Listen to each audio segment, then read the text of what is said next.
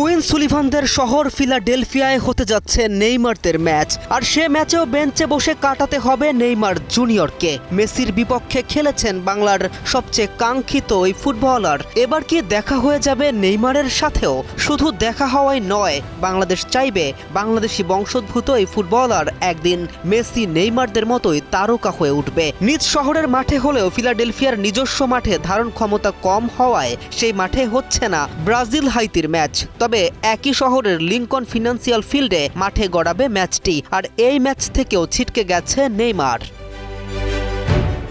বিশ্বকাপে ব্রাজিলের যাত্রা প্রত্যাশা মতো শুরু হয়নি। নিজেদের প্রথম ম্যাচে মরক্কোর বিপক্ষে 1-1 গোলের সমতায় আটকে গেছে 5 বারের বিশ্ব চ্যাম্পিয়নরা।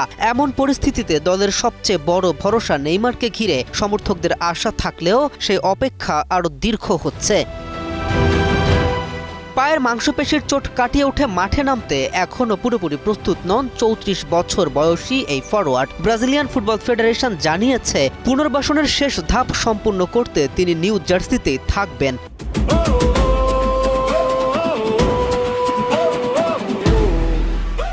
এবং সেখানকার দ্য রিজ হোটেল ও কলম্বিয়া পার্ক ট্রেনিং সেন্টারের সুবিধা ব্যবহার করবেন।